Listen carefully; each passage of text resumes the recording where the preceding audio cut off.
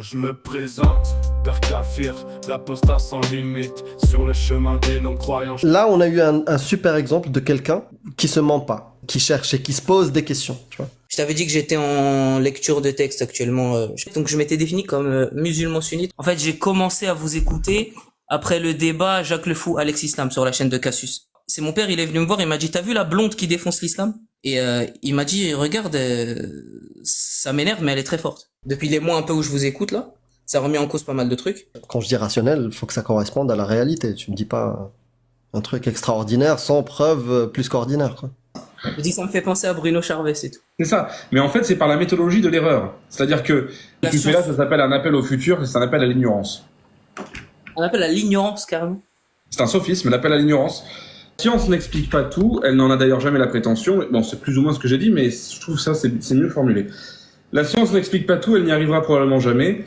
Elle n'en a d'ailleurs jamais eu la prétention. Cependant, le mot science désignerait la démarche intellectuelle créée par les humains pour énoncer les choses les plus vraisemblables possibles sur la réalité. Cette démarche n'est évidemment pas la seule pour contempler le réel. L'introspection, la méditation, l'art sont autant de moyens respectables. La science n'explique pas tout, bien sûr, mais elle a ceci de particulier, et voilà, et ça c'est la petite variable aussi qui nous manquait dans ce que je voulais te dire, qu'elle a été forgée pour faire sortir nos affirmations du cadre personnel et pour dire des choses généralisables à tous, ne plus être dans le subjectif, quoi. Et des choses qui se transmettent et se vérifient. Ceci que l'on soit Tossette, Zambien ou Luxembourgeois. Bonsoir. Bonsoir. Bonsoir, comment vas-tu? Bonsoir Amir, bonsoir Riham. Et bonsoir Clément et Cassius. Bonsoir. C'est la deuxième fois que je monte Amir. Je sais. Ouais. J'étais monté chez Riham. Et on devait... j'étais avec un autre compte. Enfin, avec un autre pseudo. D'accord, mais cette voix-là, je la connais. On devait arrêter le débat parce que... T'es pas monté aussi chez Jack? Pas du tout. Je voulais monter sur YouTube, mais le stage était plein. D'accord, bah je dois confondre. Ok. On avait discuté, je sais pas si tu te souviens, des prophéties. Et le live devait s'arrêter. Je t'avais dit que j'étais en lecture de texte actuellement. Même je m'étais défini comme... C'est pas Phoenix, non? Ouais, exactement, tout à fait. Oui. Quelle bonne mémoire, Riham. En fait, donc je m'étais défini comme musulman sunnite en pourparler. Comme quoi, elle a pas un demi-cerveau.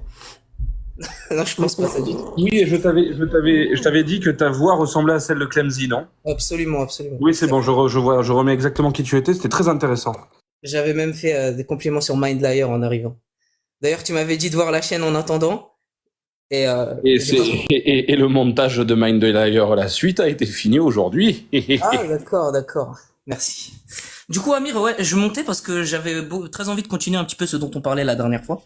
Parce que tu m'avais demandé, je t'avais dit du coup que suite au fait que je vous écoutais depuis 8 mois maintenant, en fait, j'ai commencé à vous écouter après le débat Jacques Le Fou, Alex Islam sur la chaîne de Cassius. Le premier débat, c'est mon père, il est venu me voir, il m'a dit, t'as vu la blonde qui défonce l'islam? Et c'est comme ça que j'ai découvert Cassius en fait. Attends, il t'a dit ça dans Ton quel père sens, ton père? Ton père, il t'a dit, regarde la blonde, elle défonce l'islam? En fait, mon père, il venait d'installer TikTok. Il connaissait pas du tout. Et il était tombé sur ce live-là.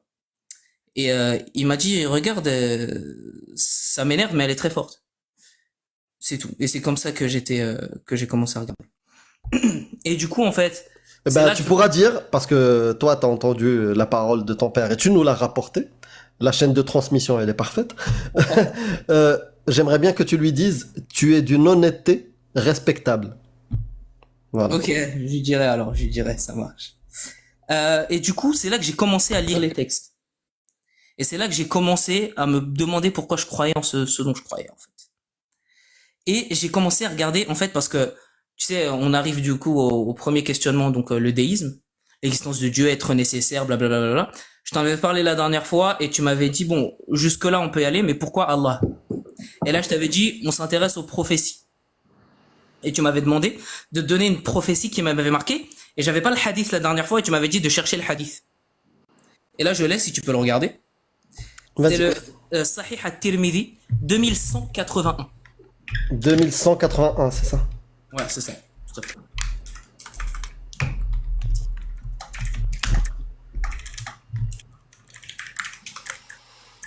Mhm. Et Tu veux le lire? Ah bah attends, je vais aller devant mon PC, je vais le lire. Attends, ne bouge pas, j'arrive. Vas-y. Je vais juste tac. Riham, Oui. je sais pas si tu as la possibilité De.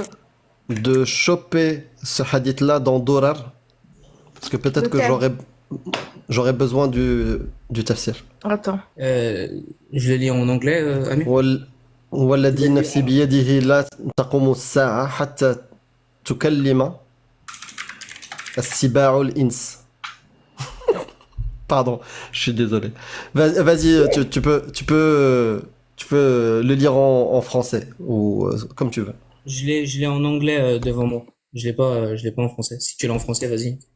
Bah vas-y, lis-le en anglais et fais la traduction. Tu fais comme tu veux. Vas-y, j'aimerais bien que tu nous le lises. Que ça soit toi qui le lis, puisque c'est un texte qui t'a touché, qui t'a convaincu qu'il y avait prophétie.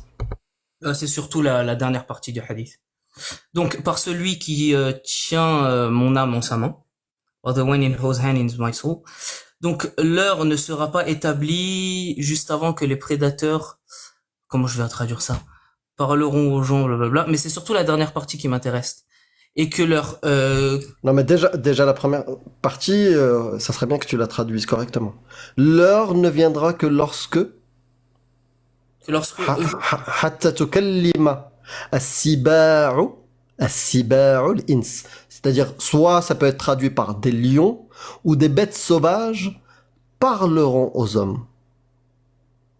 Mhm. D'accord? Donc ça, c'est une partie, ok. Deuxième partie, حتى تكلم الرجل. Vas-y, je te laisse le traduire, hein, je maîtrise pas l'arabe littéraire. Non, mais parce que ça t'a convaincu. En fait, j'aimerais bien savoir comment tu l'as lu, toi, parce que au-delà de la lecture, c'est pour ça que j'aimerais bien t'entendre, toi, le dire. D'accord, non, moi ce qui m'a convaincu, c'est surtout la dernière partie. Tu vois. وحتى تكلم الرجل عذبة صوته وشراك نعله. C'est ça qui t'a impressionné? Ouais, moi je l'ai en anglais. Et c'est quand c'est cuisse, c'est l'informeront, donc l'homme, de comment va sa famille. Comment se porte sa famille.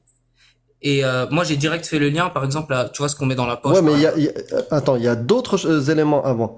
Par exemple, ça peut être en fait que la semelle de son fouet et la courroie de sa sandale parleront à un homme et que sa cuisse l'informera de ce qui s'est passé, sa famille après lui. Bima ahdatha ahluhu min ba'd. Ok, et du coup, explique-moi, ouais.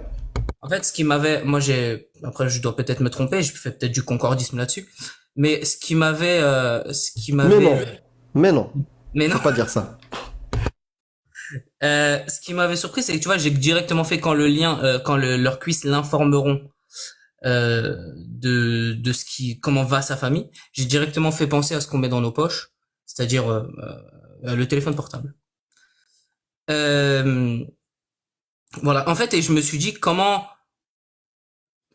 cela est possible, tu vois, pour un homme d'il y a 1400 ans. En fait, d'où il a pu sortir un truc pareil, tu vois. Clairement, je suis d'accord avec toi. Je suis d'accord avec toi. Et ça peut même surprendre des gens, mais je suis d'accord avec toi. Si le prophète avait dit qu'on communiquerait via des engins dans nos poches, ou qu'il avait dit on pourrait communiquer à distance, ça serait impressionnant. Je dirais pas prophétie, mais ça serait impressionnant. Mais là, il dit pas ça. Hein. C'est Amir, toi qui, oui. je t'ai envoyé الشرح Merci Dora. beaucoup. Merci beaucoup sur Discord. Ouais, super. Merci. T'es au top. Ok, merci. C'est ça que je te disais, Kirio. Ouais. Dis-moi. Parce que oui, effectivement. Mais ça serait étonnant qu'un homme dans cette époque-là dirait viendrait un temps où quelque chose dans votre poche que vous allez utiliser pourra vous permettre de communiquer avec vos proches. Tu sais, même ça, c'est pas précis. Hein. Mais ça serait déjà étonnant. Tu vois. Mhm. Mais là, on est même loin de ça. Hein. Ça, c'est... Bah, tu l'as bien dit, c'est du concordisme. Vraiment. Et tu sais, ce qu'on pourrait faire, le mieux, c'est de savoir comment ça a été expliqué par les Mais savants. si t'as le sharh, je veux bien. Ouais. Je peux t'envoyer après le lien. D'ailleurs, je crois que la dernière fois, je t'avais ajouté avec Phoenix. Mais c'est le même compte, hein, j'ai juste changé de pseudo. D'accord, bah je te suis déjà. Ok. Je t'enverrai le lien. Ça marche, merci. Et ça parle pas du tout de ce que tu racontes. Ben, je veux bien du coup, parce que ouais, là j'ai fait ma propre interprétation, mais si Ouais. t'as le temps, je veux bien. Ouais. Et d'ailleurs, c'est même... Si on prend ça comme référence, c'est un texte qui se tire une balle dans le pied de l'islam. Parce que... Ou peut-être si c'est quelque chose qui arrive dans peut-être 1000 ans, peut-être les gens vont devenir musulmans à cette époque-là. Si les lions commencent à parler à l'humain, mais ça c'est un truc, aujourd'hui la réalité nous dit que c'est impossible que des lions puissent parler à l'humain. Mhm. Sauf si on fait du concordisme. Aujourd'hui on commence à interpréter le comportement des félins. Tu vois ce que je veux dire? Mais là, tu vois, mais ça serait du concordisme. Si on prend par exemple un expert en lions qui a décrypté le comportement des lions et du coup on arrive mieux à les apprivoiser, à les gérer, des choses comme ça, et on dit, eh ben ça c'est la preuve. Ben ça serait du concordisme. Mhm. Parce que là, ça parle de parole. Tu vois, hatta yukallima as-siba'u al-ins. Et ça serait le signe de la fin des temps. Donc même si qu'est-ce qu'on sait que c'est la fin des temps? Si dans 100 ans on est encore là, si dans 1000 ans on est encore là, ça veut dire que la prophétie ne sait pas. Non. Et tu sais ce que tu viens de faire? Beaucoup de gens depuis 1400 ans, ils l'ont fait avec beaucoup de textes. À chaque fois qu'ils voient une nouvelle chose et qu'ils essayent de la faire matcher avec les textes, ils disent ah, c'est un signe de la fin des temps. Et bah 400 ans après, on est encore là.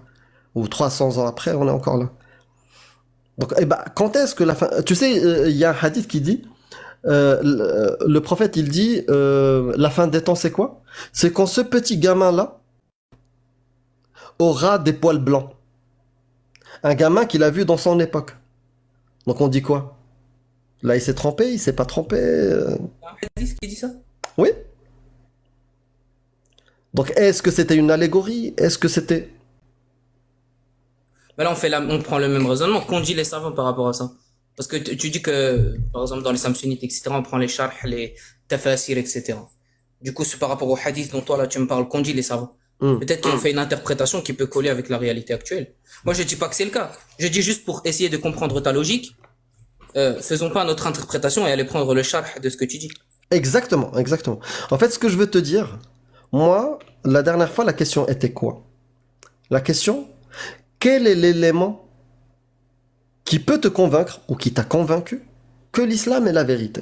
Pourquoi Allah? On est arrivé à pourquoi Allah? Pourquoi le prophète? Pourquoi le Coran? Alors, Et t'es parti chercher et t'as trouvé ça. T'as trouvé un truc, même toi, t'as dit, ah, je ne sais pas si c'est peut-être pas du concordisme. je vais être honnête. J'ai essayé de Mais faire t'es honnête, t'es honnête. une introspection. En gros, j'ai essayé durant, depuis les mois un peu où je vous écoute là, ça remet en cause pas mal de trucs.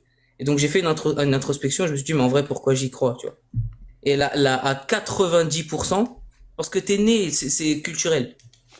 À 90%. Nier, tu peux pas être dans le déni comme ça. Tu vois ce que je veux dire?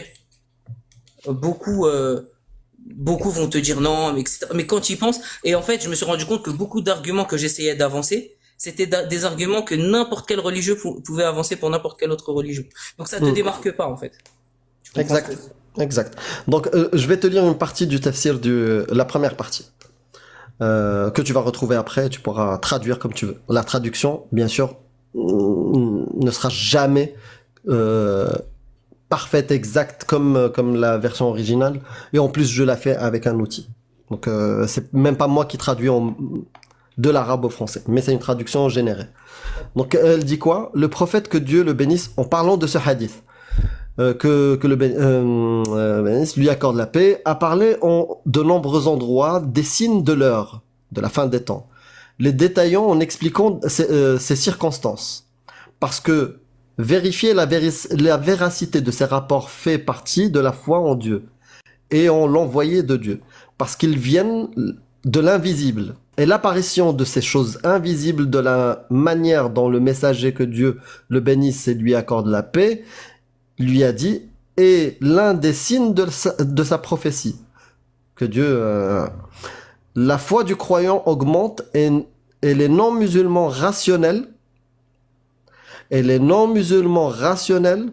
entrent dans l'islam. Et c'est aussi un appel à s'y préparer. Parce que s'ils voient des signes, cela les incite à s'y préparer et fournit des conseils aux musulmans qui sont conscients de certains de ces signes. Comment se comporter lorsque ces événements se produisent, tels que des conseils pour déterminer les heures de prière ou de l'Antéchrist, le jour de l'Antéchrist, qui seront un jour comme une année. Ça, je pense que tu connais. Ouais. Voilà. Le ressenti des jours comme une année. Ah ouais. Un jour comme un mois, un jour comme un vendredi, et le reste de ces jours comme ces jours de l'Antéchrist. Et comme mettre en garde contre le fait de se livrer aux tentations et de les inciter, et ainsi de suite.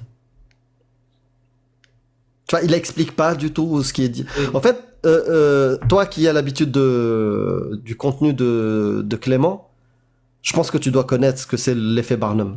Absolument. Voilà. Donc je t'invite vraiment à continuer à la lecture de ce texte-là.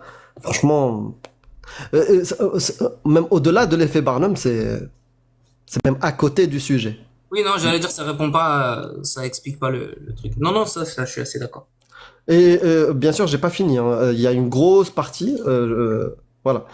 Mais il dit rien sur la cuisse qui informe. Je vais tout traduire. Je vais tout traduire juste pour faire l'exercice cette fois sur tout ce sujet-là.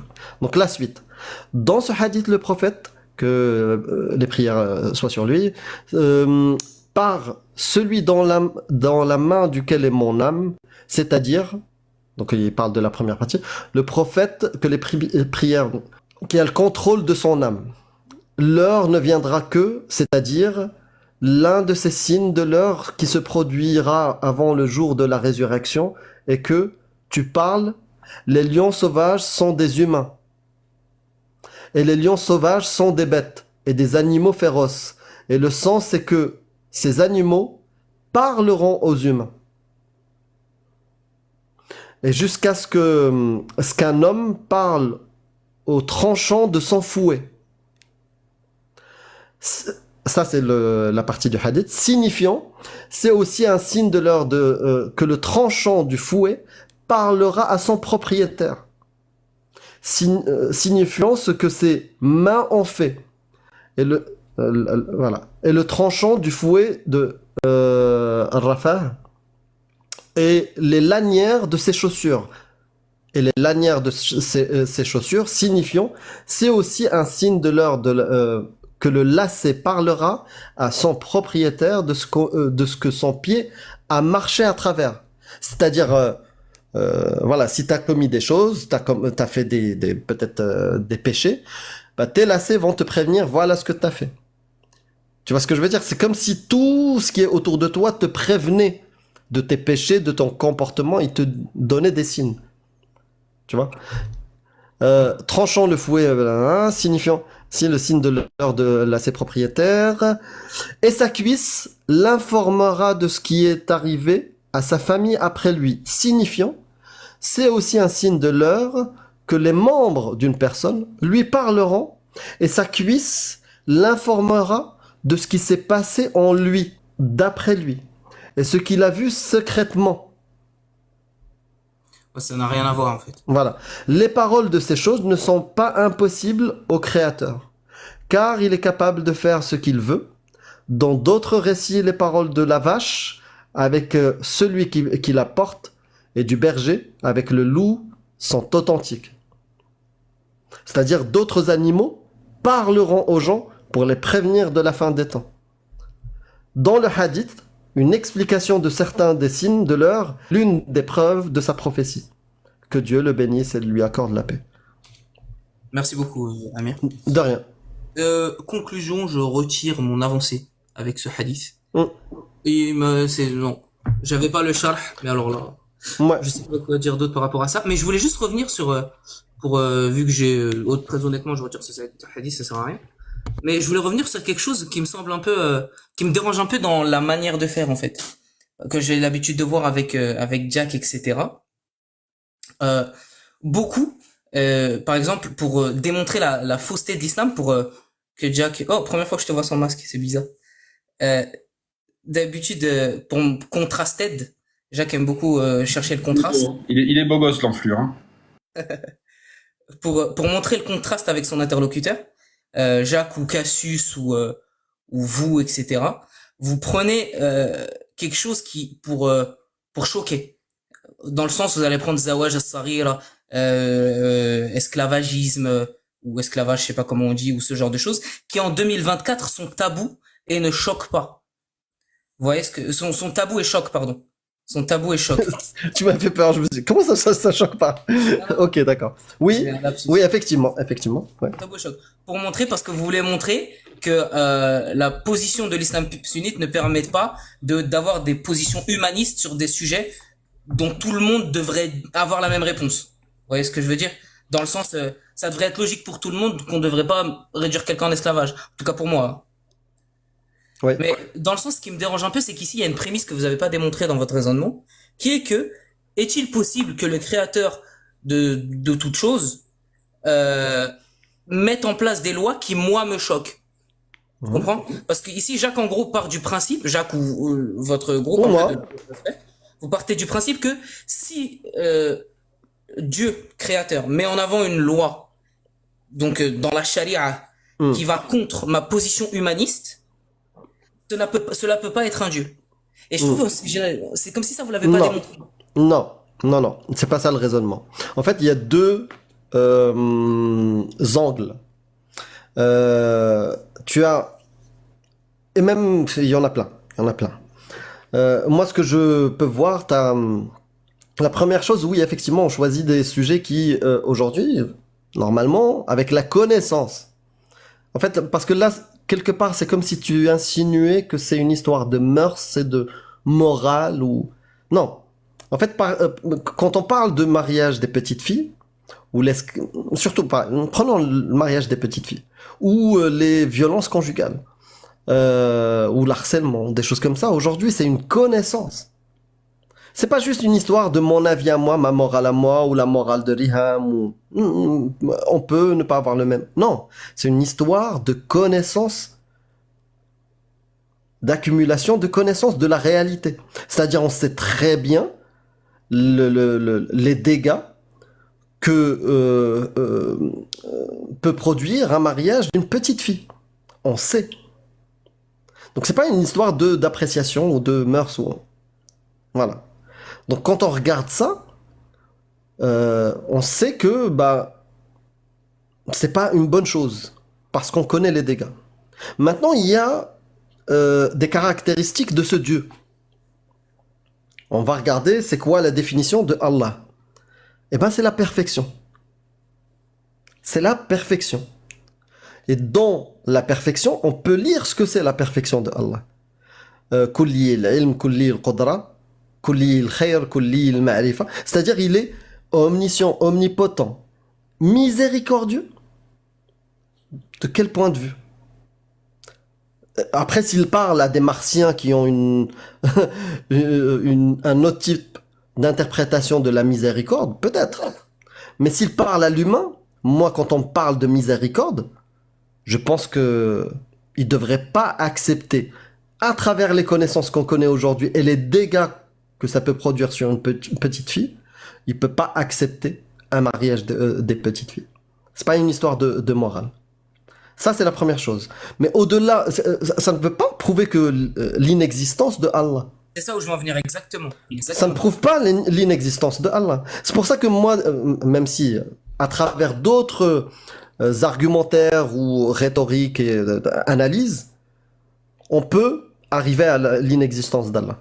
Mais même sans ça, tu vois, quand je veux gagner du temps, moi je dis à des gens, si même Allah existe, et que le jour où je meurs et je suis face à ce Dieu-là, il me dit oui, c'est moi Allah, et c'est moi qui ai envoyé le Coran. Je vais lui dire, ne me parle même pas, jette-moi en enfer. C'est simple.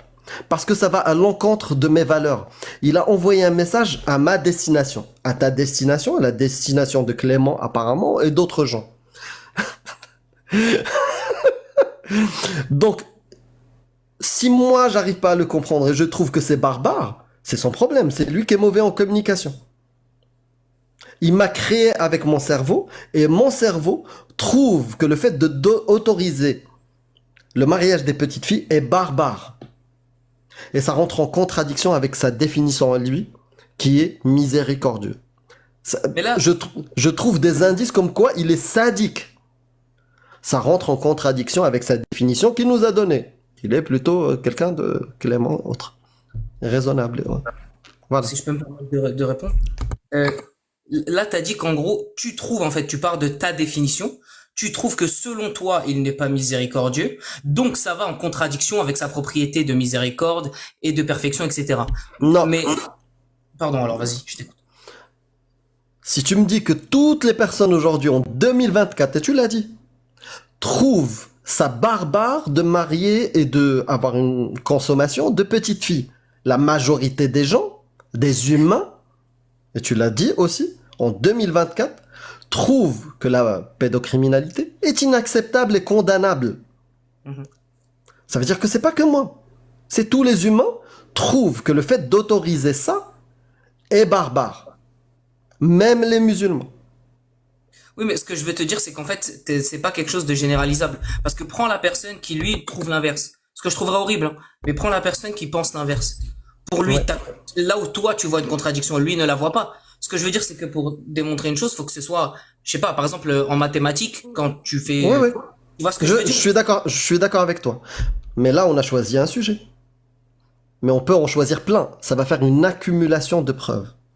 C'est pour ça qu'on parle pas que des mariages des petites filles. On parle de mariage des petites filles, on parle d'esclavage, on parle de la peine de l'apostasie, les violences vis-à-vis des femmes, les inégalités de droit entre l'esclavage, l'homosexualité, les incohérences dans le Coran, et ça fait un tas de choses. C'est pas, s'il y avait un truc, peut-être on pourrait être en train de faire cette discussion-là. Mais il y a une accumulation de choses dans lesquelles on va trouver la majorité des gens, ils refusent de faire ça. C'est-à-dire ce Dieu-là, il a parlé à qui alors? Ouais, non, là-dessus, t'as raison.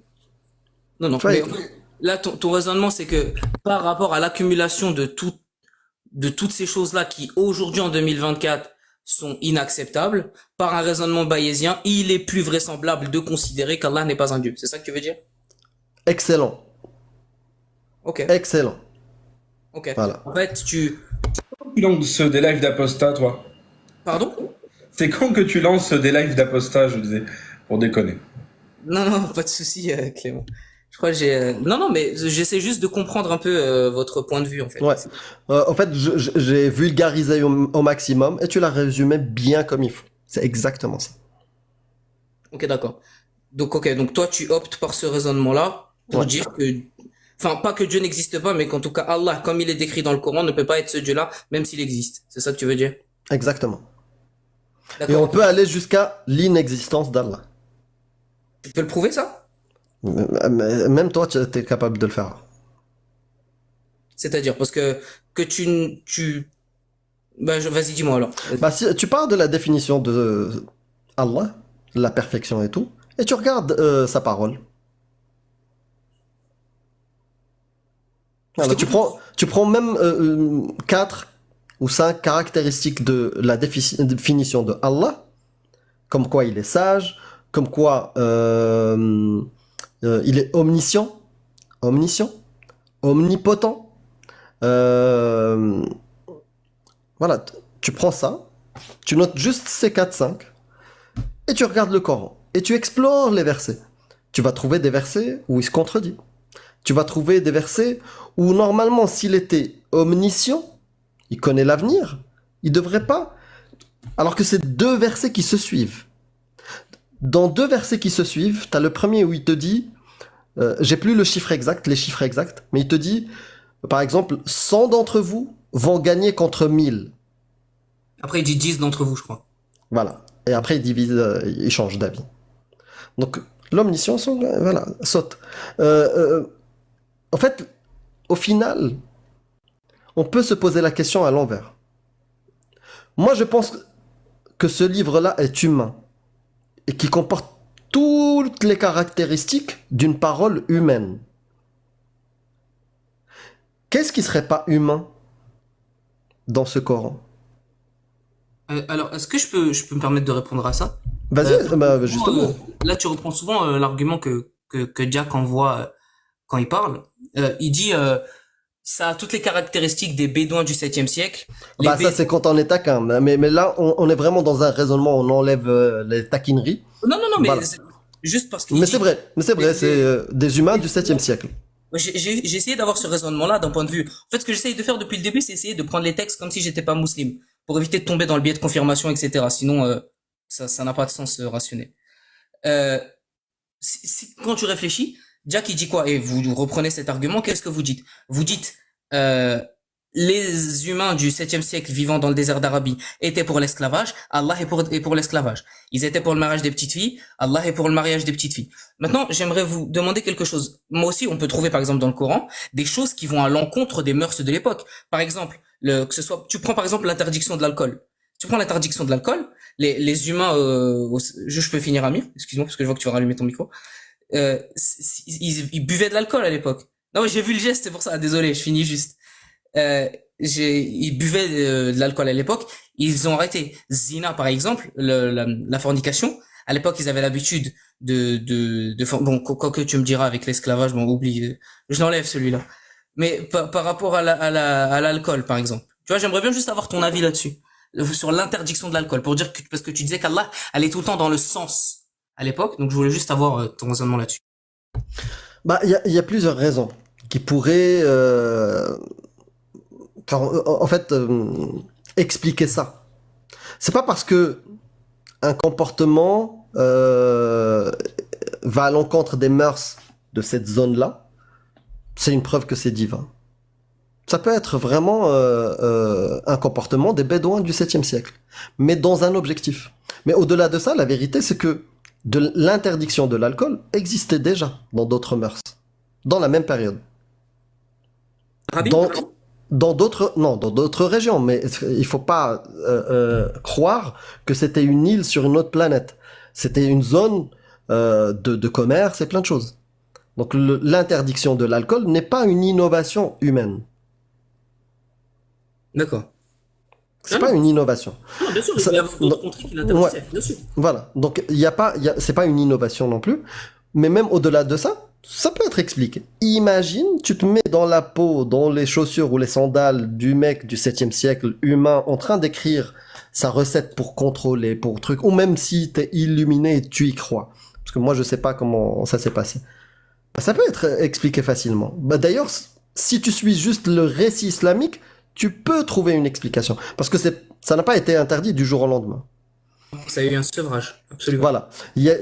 Ça peut être interprété comme un sevrage, ça peut être interprété par ça me saoule. Moi, en tant que dirigeant de ces gens-là, ça me saoule que des gens viennent prier. Quand je suis en train de leur parler, ils sont ailleurs. Ils ont la tête ailleurs. Ils sont bourrés. Ils disent n'importe quoi. Ils retiennent pas. On veut faire la guerre. Ça fragilise mon armée. Ça peut être plein de choses. Plein de bonnes raisons d'un bédouin du 7e siècle pour interdire l'alcool. C'est pas non plus quelque chose d'extraordinaire, tu vois. Non, c'était juste par rapport à, tu sais, à l'affirmation de Allah, ce qu'il a mis en place, va toujours dans le sens des êtres humains de l'époque. Oui, bah ça va dans le sens des êtres humains de l'époque. Même interdire l'alcool, et même si c'était pas très répandu dans la région, ça va dans le sens de la réflexion des humains de cette époque-là. Tu vois? D'accord, ok. Moi, Parce que t'es un guerrier, t'es un commandant d'une troupe. Ton armée débarque à chaque fois bourrée. tu le vois comme ça, toi? Bah oui, c'est pas non plus extraordinaire que je dise, ah, vous savez quoi, j'interdis l'alcool. Allez, on arrête les conneries. Tu vois? Donc c'est pas étonnant en fait comme truc. C'est pas extraordinaire. Donc oui, ça correspond à des gens de cette époque-là qui veulent faire la guerre, qui veulent coloniser des territoires, qui veulent gagner du terrain. Belliciste. Voilà, parce que j'ai failli jouer à Motus. Voilà. D'accord, ok. Ok, donc pour toi, il n'y a aucune contradiction avec ça, en fait. Non, Pour toi, l'interdiction de l'alcool ne va pas à l'encontre de comment pensaient les gens à l'époque. non. Non, vraiment. Vraiment, c'est pas non plus. Ce qui serait vraiment révolutionnaire, et ça prouverait pas non plus la prophétie, c'est par exemple, ça serait quoi? Juste, Amir, j'aimerais te poser une question avant, si ça te dérange pas. Mhm. Est-ce qu'il est possible pour toi, parce que là, tu dis à chaque fois, ça prouverait pas la prophétie, etc. Mais est-ce qu'il est possible pour toi que un Dieu envoie des prophètes et leur donne des prophéties? Oui, c'est possible. Donc c'est pas la notion de prophétie qui te dérange, c'est la Mhm. prétention de Mohammed en tant que prophète. Exact. Ok, Exact. vas-y, je te laisse reprendre, excuse-moi. C'était pour préciser. Non, non, c'est bien ça, ouais. Et s'il y a un Dieu qui a envoyé des prophéties, ben, pour l'instant, j'en ai pas eu la preuve. C'est juste ça. Et par preuve, t'entends preuve rationnelle. Oui, rationnel, et quand je dis rationnel, il faut que ça corresponde à la réalité. Tu me dis pas un truc extraordinaire sans preuve plus qu'ordinaire, quoi. Et si je peux rebondir là-dessus, si ça te dérange pas, Mhm. j'aimerais évoquer un point parce que j'en avais parlé la dernière fois et on n'avait pas eu le temps de finir. Parce que Riham devait aller manger d'ailleurs. Désolé pour ça, Riham, au fait. Il y a Si aucun je t'ai- souci. Y a pas de souci. Bah, en fait, je réponds à toutes tes questions parce que on va finir avec toi. Donc, prends, ok. vas-y, va jusqu'au bout, dis. Ok, pas de souci. Mais ça ne veut pas dire que c'est la dernière fois. Tu peux revenir. C'est un plaisir. Non, y a pas de Je problème. pouvais arrêter d'interrompre tout le temps de manière intempestive, c'est pénible. Non, je voulais savoir, quand tu demandes des preuves à chaque fois, tu demandes tout le temps des preuves rationnelles. Et moi, il y a quelque chose qui me dérange là-dedans, c'est que, en fait, tu oublies, moi, ce que j'appelle le supra-rationnel. Je veux dire, tout n'est pas rationalité, tout n'est pas, comment dire, science, tout n'est pas, tout ça, en fait. Tout n'est pas binaire, etc. Je veux dire, il y a des gens qui ressentent des choses. Je dis pas que ça prouve l'existence. Tu vois, je dis pas que ça prouve d'un point de vue scientifique. Mais ce que je voudrais demander, c'est pourquoi, de ton point de vue, et que je pose aussi la question à Clément qui est dans la zététique, pourquoi la science est l'unique moyen de prouver quelque chose de ce type-là? Et c'est ça que vous avez pas prouvé, Ouais, ouais, je vais laisser Clément. Je vais te dire juste, je veux pas qu'on me prenne pour un jambon. Juste ça. Pour ça, simple. Mais je laisserai Clément. La science n'est pas un moyen pour prouver quoi que ce soit. La science, elle ne sait pas mieux que quiconque. Si tu me dis, si Amir arrive et dit, j'ai créé quelque chose, ça s'appelle l'amirade. Ah bon, c'est quoi? Ben en fait, c'est les énergies. Tu prends un tout petit peu attends, une seconde, hein.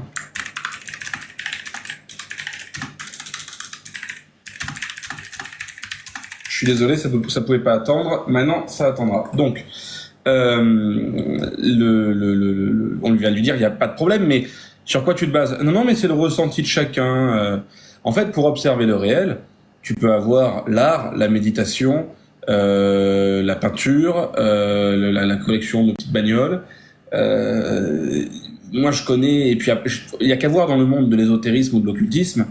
Mon ex-petite amie, qui était une peintre, elle est d'origine mexicaine, sosie non officielle de Salma Hayek, et c'est elle qui a peint l'affiche, ma photo de profil que vous voyez peint, c'est elle qui l'a peint. Elle était ultra spirituelle.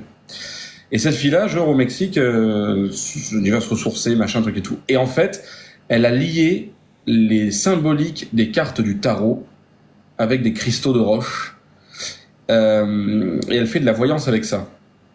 Il n'y a aucun autre voyant que je connais qui admet que c'est un truc qui est valable. Donc, en fait, c'est un peu ce truc-là, c'est que chacun y va comme ça. Pourquoi? Parce qu'il n'y a pas la science, donc ils y vont un peu au truc. Donc, si tu veux observer le réel, et est-ce que la voyance existe ou pas dans ces manières-là, tu fais ce que tu veux.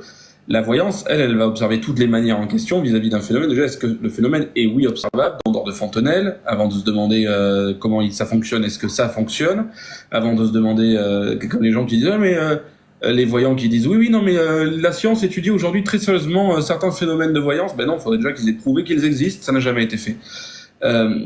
Parce que justement, il y a le Penser à besoin de Bruno la preuve. Charvet, je dis ça, je dis rien, mais. De quoi? Je dis ça me fait penser à Bruno Charvet, c'est tout. C'est ça. Mais en fait, c'est par la méthodologie de l'erreur. C'est-à-dire que tu prends l'astrologie, tu vas faire la description d'un Gémeaux. Je suis Gémeaux. Tu fais la description d'un Gémeaux, ça me correspond totalement. Bon. Et il y a des trucs qui vont un poil moins me correspondre. Le problème, c'est qu'il y a certains moments où tu fais la définition d'un Sagittaire, ça me définit totalement aussi. J'ai rien à voir, il est Sagittaire. Et donc, du coup, ça marche trop. C'est-à-dire que quand il n'y a pas de méthodologie de l'erreur, on peut dire n'importe quoi. Et c'est un petit peu le cas de ce que tu disais. C'est le cas des miracles du Coran. C'est que ça marche trop dans leur terminologie de l'erreur. Il y a plein de choses qui... Bon, déjà, il y a plein de choses qu'en fait, Aristote avait vu avant, que le Coran... Mais bon, peu importe, on s'en fout. Mais il y a énormément de choses qui sont basées comme ça. Et du coup, pourquoi la science est aujourd'hui la meilleure manière d'observer le réel décelé par l'humanité? Parce qu'elle a permis d'aller sur la Lune, alors que la voyance, ça nous a pas permis de prédire le 11 septembre. Et pourtant, elle existe depuis la Pythie de Delphes. Donc, peut-être que c'est la science qu'il faut suivre. C'est-à-dire qu'il y a un côté, parce qu'il y a une méthodologie de l'erreur, on voit où on a eu tort, on fait ça avec d'autres variables, on obtient des résultats. En fait, la science, elle est jamais figée. Souvent, on nous dit, oui, mais la médecine, d'accord, mais au XVIIe siècle, on te retirait du sang. Oui, c'était quand même la science et la médecine. C'est juste qu'à l'époque, ils n'avaient pas la recherche scientifique, la recherche médicale telle qu'on l'a aujourd'hui. Et la méthode scientifique, elle n'était pas aussi perfectionnée. Et qui En te fait- dit qu'en 1000 ans, la méthode scientifique va pas trouver que celle actuelle est juste sans fondement, horrible, comme nous on trouve celle dans les années 1700. Tu vois ce que je veux dire? Bah oui.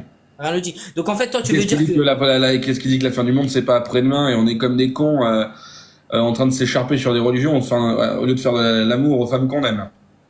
Avec Mais des non, si... Mais ce que tu veux dire, c'est que tu juges tu juges le fait que ce la que tu fais science, là, ça s'appelle un appel au futur et c'est un appel à l'ignorance. on appelle à l'ignorance carrément. C'est un sophisme, un appel à l'ignorance. Puisque demain peut-être ceci, alors aujourd'hui on est en tort de se dire que peut-être demain quelque chose. Ben non. C'est pas Et à la solution parfaite. Dans 1000 ans, lorsque la science aura changé, je te dirai, j'ai eu tort, j'ai vu ça avec mes yeux étriqués de 2020. Mais à l'heure actuelle, on peut quand même dire des choses. Mais donc toi, ce que tu veux dire, Clément, c'est que la science, c'est le meilleur moyen de décrire Actuellement. La meilleure manière d'observer le réel, oui. mais parce qu'elle nous a permis d'aller sur la Lune et parce qu'elle nous a permis de faire des avancées. Parce qu'elle a des résultats. Parce qu'elle a des résultats. Mais pour toi, est-ce qu'il existe un autre moyen qui a des résultats aussi? Ou c'est le seul?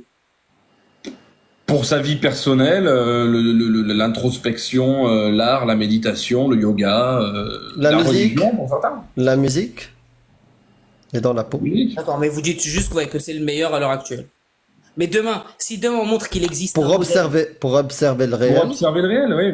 Moi, Mais- en fait, pour me, si j'ai besoin d'un médicament pour mon humeur, j'en ai besoin de deux, mais si j'ai besoin d'un médicament pour mon humeur, et que voilà, je ne vais pas me poser dans un parc en écoutant la musique d'Harry Potter, que j'adore, John Williams représente, et à me dire, ok, j'ai compris ce qu'il me fallait pour maintenant. Par contre, si jamais j'ai besoin de créer un scénario, je peux faire ça. Mais si j'ai besoin de me soigner, je vais plutôt faire appel à ma psychiatre parce que la science a des papiers épais comme ça sur les thymorégulateurs. D'accord, ok. Ah ouais, je vois ce que tu veux dire. C'est ce que je veux dire. Ok, ouais, je vois totalement. Bah écoute, merci à tous. En tout cas. Non, mais Merci j'espère à que j'ai toi. pas été trop long, hein, je vous prie de... Non, c'était très bien. C'était même concis et t'aurais pu même peut-être aller un peu plus. Et, Ouais, il y a deux sophismes. Voilà, c'est l'appel à l'ignorance, voire même la solution parfaite. J'ai peut-être juste, puis si tu me dis que voilà, j'ai peut-être juste un tout petit truc, je suis là dans 1 minute, le temps d'aller chercher un tout petit truc. Ok. Parce que j'aimerais bien. Bah, en attendant, Kiryu, si ça te dérange pas, je peux activer mon micro. Non, je plaisante. non, c'est pas de souci. Je plaisante.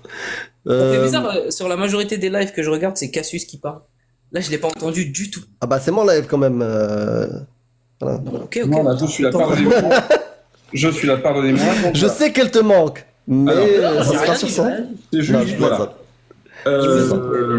La science n'explique pas tout, elle n'en a d'ailleurs jamais la prétention. Bon, c'est plus ou moins ce que j'ai dit, mais je trouve ça c'est mieux formulé. La science n'explique pas tout, elle n'y arrivera probablement jamais. Elle n'en a d'ailleurs jamais eu la prétention, cependant. Le mot science désignera la démarche intellectuelle créée par les humains pour énoncer les choses les plus vraisemblables possibles sur la réalité. Cette démarche n'est évidemment pas la seule pour contempler le réel. L'introspection, la méditation, l'art sont autant de moyens respectables. La science n'explique pas tout, bien sûr, mais elle a ceci de particulier, et voilà, et ça c'est la petite variable aussi qui nous manquait dans ce que je voulais te dire, qu'elle a été forgée pour faire sortir nos affirmations du cadre personnel et pour dire des choses généralisables à tous, ne plus être dans le subjectif, quoi. Et des choses qui se transmettent et se vérifient. Ceci que l'on soit ossète, zambien ou luxembourgeois. La science est un peu le contrôle qualité des prétentions d'efficacité, non parce qu'elle l'a décidé au nom d'un diktat intellectuel quelconque, mais parce qu'elle a été créée pour ça. C'est ce contrôle qualité, d'ailleurs, qu'on a fini par appeler science. Elle ne sait pas ce qui est le, entre guillemets, mieux, parce que le mieux dépend du ressenti de chacun, mais elle peut dire en revanche, et je rajouterai avec quasi-certitude, si la marchandise est truquée ou de qualité, si la publicité est mensongère ou pas. Apprendre à suspendre son jugement, à vérifier son degré de certitude, à questionner les piliers sur lesquels se fondent nos raisonnements, contrôler la provenance des informations, exiger des preuves solides aux affirmations les plus extraordinaires, ne pas tomber dans les pièges et sophismes, apprendre qu'un témoignage n'est jamais une preuve, etc., fait partie d'un apprentissage. C'est vachement bien, c'est ce qui... Oh, c'est moi. C'est les maîtres de l'imposture, Clément Fraise. Voilà. Je suis quelqu'un qui se cite. Pardonnez-moi. Non. Est-ce que tu peux vraiment me remontrer ton livre pour les gens qui veulent... voilà. Non, mais il est plus disponible sur Amazon. Vous avez écoulé les stocks, bande de petits foufous. Mais je vais en refaire, on va refaire une édition avec un autre éditeur.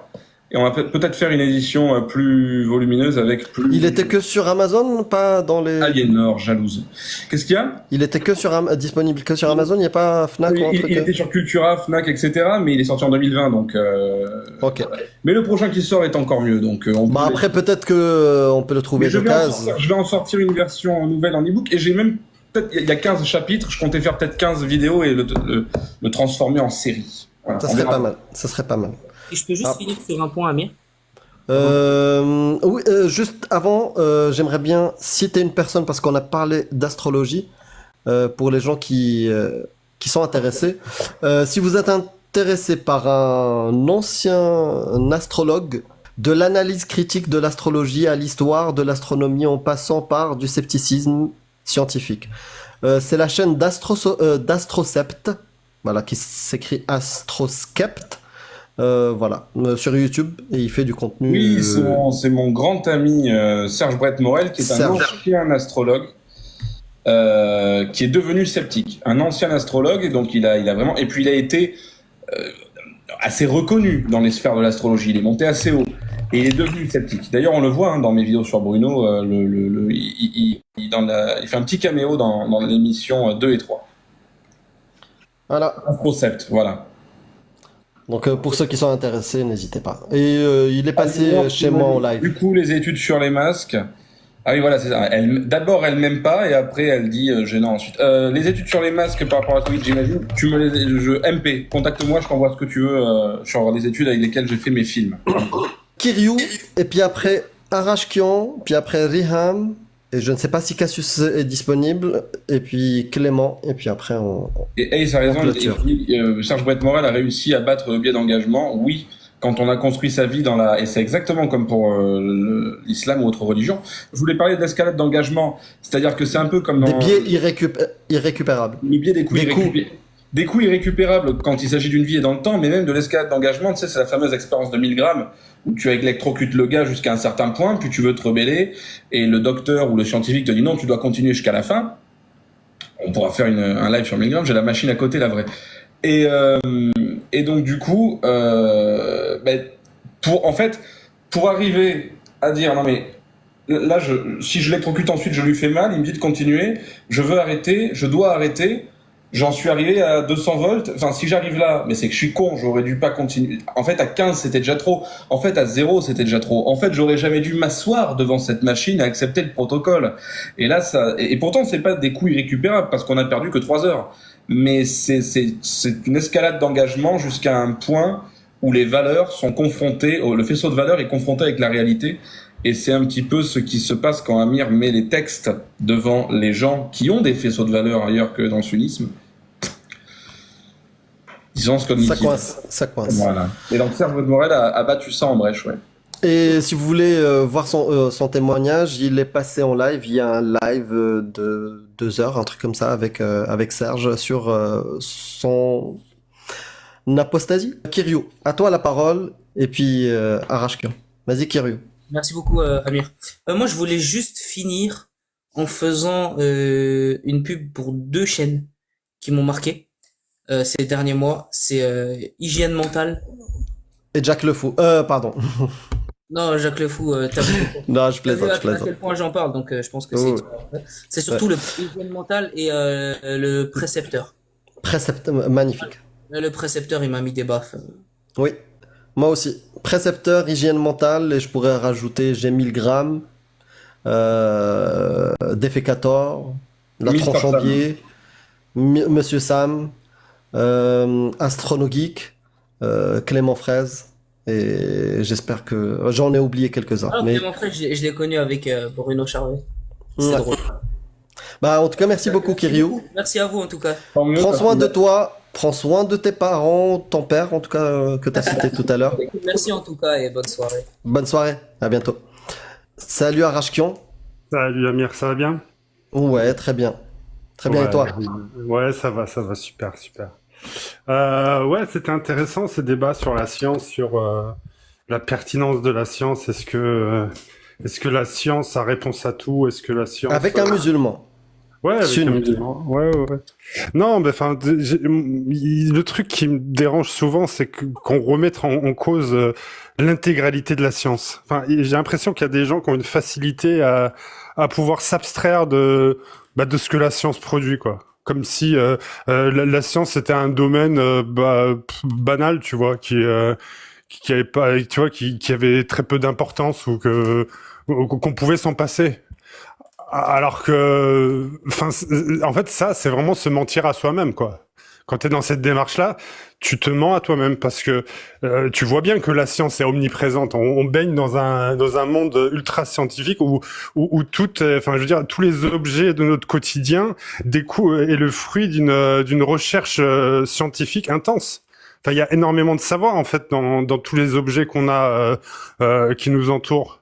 Ne serait-ce que le smartphone. Enfin, si on pouvait, tu vois, mettre, je sais pas moi, toutes les publications, toutes les recherches qui ont permis à la construction d'un téléphone portable, je pense qu'on serait halluciné. Toutes les heures, toutes les personnes, tous les gens qui ont travaillé, je sais pas. Et en plus, sans parler même de la médecine, hein, tous les progrès scientifiques qu'on a fait en médecine, tous les avancées, toutes ces choses-là, en fait, pour avoir la capacité de balayer ça d'un revers de la main, je trouve ça vraiment triste. Pour moi, Mais tu sais, c'est la dissonance. Voilà, c'est très compliqué. C'est au-delà de la dissonance. Tous les biais qu'on vient de citer, tu vois, des coûts irrécupérables, de l'engagement, t'en as plein qui, tu le fais pas exprès. Et j'ai été dedans, tu vois. Donc tu le fais pas exprès. C'est comme ça. Après, les gens. Là, on a eu un super exemple de quelqu'un qui se ment pas, qui cherche et qui se pose des questions, tu vois. Donc, on verra ce qu'il va devenir dans quelques semaines, mois, années. Hein, mais en tout cas, il est dans une bonne démarche, je trouve. ouais. Sinon, ce que j'aimerais vous dire, c'est faites quand même un petit peu confiance à la science, tu vois. Un tout petit peu, tu vois. Genre, ne serait-ce que quand t'es malade, va voir le docteur, quoi. Va pas à la mosquée.